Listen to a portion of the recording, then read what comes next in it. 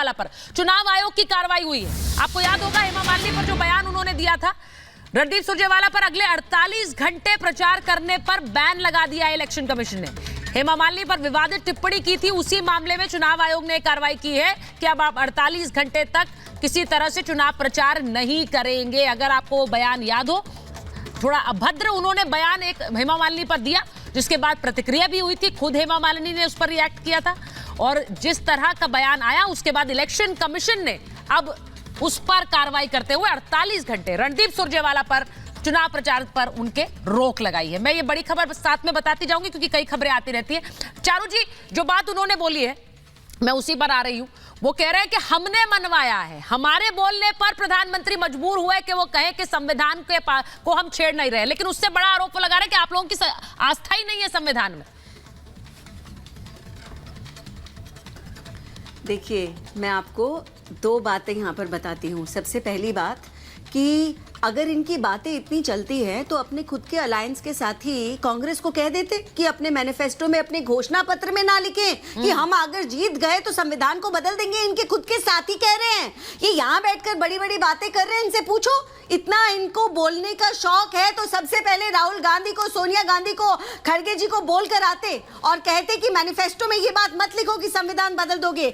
दूसरी बात ऐसी है कि मोदी जी ने अपनी भाषण में ये बात स्पष्ट कर दी कि हमारा संविधान कोई कमजोर चीज नहीं है कि कोई बदल डाले। ठीक है, एक बात और है, यहाँ पर जिस तरीके के फेक एजेंडा ये बार बार उड़ाते हैं, इनको लगता है जनता को समझ में नहीं आता। मेरा आपसे सीधा सवाल है, अगर आपको संविधान की चिंता है तो कांग्रेस के मैनिफेस्टो पे आपने खेद क्यों नहीं जताया? आपने क्यों नहीं बोला राहुल गांधी को, खड़गे जी को कि बदल दीजिए, इस पन्ने को ही हटा दीजिए? बताइए मुझे, अब जवाब दीजिए। और यहाँ वहां की बातें मत करिएगा, रिटोरिक्स में मत घुमाइएगा। स्पष्ट सवाल है, स्पष्ट जवाब दो। प्रोफेसर जी के पास जाऊं। प्रोफेसर साहब बोलिए। ये सभी जानते हैं कि भारतीय जनता पार्टी के एक नहीं दसियों नेता, सांसद, विधानसभा के मेंबर बार-बार कहते रहे हैं कि हम संविधान को बदलेंगे। हम अगर आए, मेजोरिटी अगर हमारी आ गई तो हम संविधान को बदलेंगे। कौन कहता है? ये भारतीय जनता पार्टी कह रहे हैं। मोहन भागवत जी कह चुके हैं कि हम आरक्षण घोषणा पत्र में कहा है अगर हम जीत गए हम संविधान को बदलेंगे, समीक्षा कराएंगे। अरे आपके साथी तो शरिया तक लाने की बातें कर रहे हैं, उन बातों पे हिंट कर रहे हैं। आप उस पे क्यों नहीं फोकस करते? आरक्षण जो है संविधान का हिस्सा है, उसकी समीक्षा करने की बात राहुल गांधी को आपने बताया मैनिफेस्टो से ये पन्ना निकाल दो। कर्नाटक के आप ही के सांसद है ना।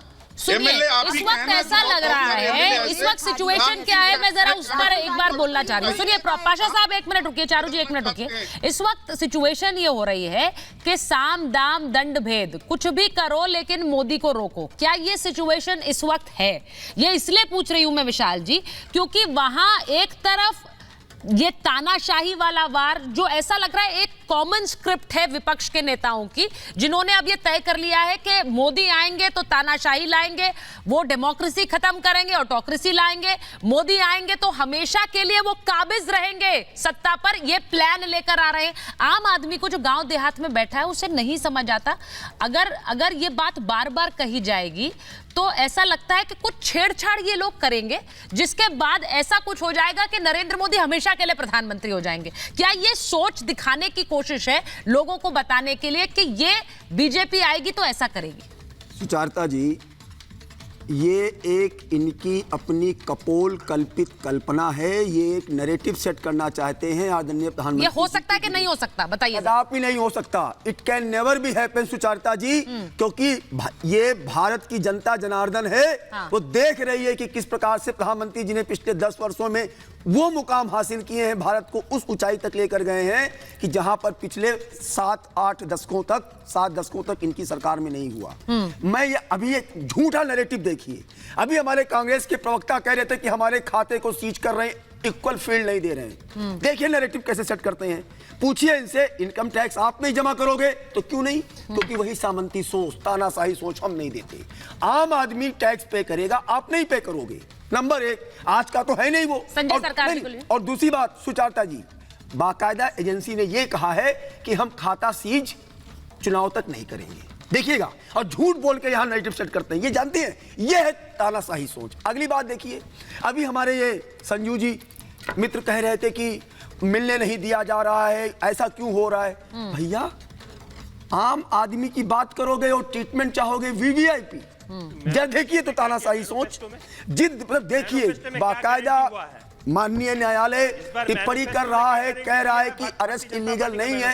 अरे जो नियम कानून बने हैं उसके तहत जेल मैनुअल होगा, उसके तहत परमिशन दिया जाता होगा, लेकिन नहीं, वो भी हमारे हिसाब से हो। अब बताइए तानाशाही सोच, सामंती रवैया ये लोग कर रहे हैं क्या? आदरणीय प्रधानमंत्री जी कर रहे हैं कि जब अभी आपने चलाया ना, उन्होंने कहा कि संविधान के प्रति आस्था और छेड़छाड़ तो डॉक्टर भीमराव अंबेडकर जी भी नहीं कर सकते। 17 तारीख है कल। और ये देखिए इमरजेंसी इन्होंने लगाया, संविधान में संशोधन इन्होंने किया, मतलब अपने स्वार्थ के हितों की पूर्ति के लिए चुनी हुई सरकारों को हटाया। एक सिंगल प्रधानमंत्री केवल 50 बार हटा देता है।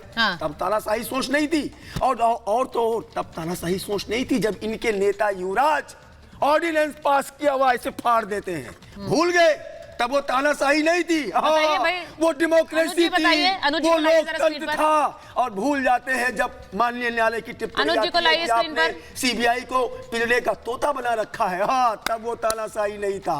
और आज जब सबका साथ सबका अच्छा, सवाल का तो जवाब भी लेना पड़ेगा ना विशाल जी। मैदान पर खड़े व्यक्ति को लेकर मुख्यधारा में आदरणीय प्रधानमंत्री जी विकसित भारत की बात कर रहे हैं 2047 की, तब नैरेटिव देखिए। अब सवाल का जवाब लूं कि नहीं लूं?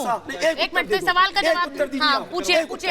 एक उत्तर दे दीजिए कि प्रेस कॉन्फ्रेंस करके दिल्ली के मुख्यमंत्री के विरुद्ध भ्रष्टाचार की बात आपने की थी कि नहीं की थी? आज जनता जानना चाहती है। मैं केवल एक सवाल पूछता हूं, आज आपका वो क्या स्वार्थ है, वो क्या मजबूरियां हैं कि आज आप कह रहे हो कि चुना हुआ मुख्यमंत्री को जेल में डाला जा रहा है? बोलिए। अच्छा ठीक है, हो गया सवाल विशाल जी, बताइए आप पब्लिक को, जवाब दीजिए, बताइए पब्लिक को। देखिए इन्होंने 2-3 बातें की हैं, मैं आपसे नहीं, पहले मेरी बात का उत्तर दीजिए। प्रेस कॉन्फ्रेंस करके आपने कहा था कि नहीं कहा था? अच्छा विशाल जी बोलने भी देंगे, बोलने तो देंगे। ना, अरे भाई उसी का जवाब देंगे, लेकिन बोलने देंगे आप तब ना।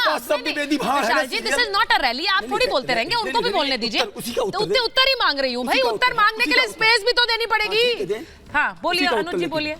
देखिए मैं निवेदन करूंगा, ये बहुत उत्तर के लिए उत्साहित हो रहे हैं, जरा मुझे आप समय दीजिए। मैं एक प्रेस कॉन्फ्रेंस किया था कि नहीं किया था? बस विशाल जी बहुत अच्छा, वो कह रहे नहीं, वो डायरेक्ट क्वेश्चन पूछ रहे हैं। प्रेस कॉन्फ्रेंस आपने की थी? कॉन्फ्रेंस किया था कि नहीं किया था? ऐसे नहीं होता ना जैसे आप बोल रहे हैं। बताइए ना, सुनेंगे आप।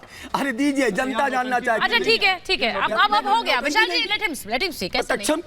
बोलने तो दीजिए। इन्होंने सबसे पहले कांग्रेस के खातों पे सवाल उठाया कि कांग्रेस के इनकम टैक्स में हमने खाते फ्रीज नहीं किए। नहीं, उन्होंने पहले ये सवाल नहीं उठाया अनुज जी, उन्होंने डायरेक्ट सवाल पूछा। आपने प्रेस कॉन्फ्रेंस उस पर बोलना चाहते हैं कि नहीं बोलना चाहते? रहेंगे आप भी बोलते रहेंगे तो मैं जवाब पीसी का उत्तर, वो पीसी का उत्तर मांग रहे हैं, उस पर बोल दीजिए। पीसी का उत्तर भी देता हूं। देखिए हमने निश्चित तौर पे, मैं ये बोलता हूं कि कांग्रेस ने कंप्लेंट की थी कि दिल्ली में शराब घोटाला हुआ है और उसके आधार पर कंप्लेंट की थी, भ्रष्टाचार को लेकर की थी।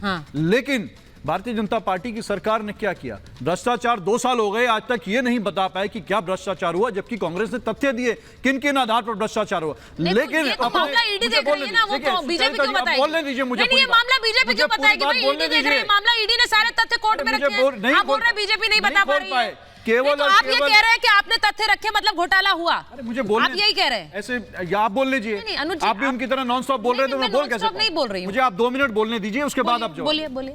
निश्चित तौर पे देखिए भारतीय जनता पार्टी इसमें राजनीति कर रही है, पॉलिटिकल वेंडेटा के तहत काम कर रही है। जिन लोगों के खिलाफ सबूत है उनको क्लीन चिट दी जा रही है, और जिन लोगों को जेल में डाला जा रहा है कोर्ट भी उनसे पूछ रही है कुछ सबूत तो दिखाओ। हम भी कहते हैं, हम भी चाहते हैं कि इस भ्रष्टाचार का जो है पर्दाफाश होना चाहिए। निश्चित तौर पर भ्रष्टाचार हुआ है लेकिन पर्दाफाश नहीं हो रहा, पॉलिटिकल वेंडेटा के तहत काम। एक सेकंड अनुज जी।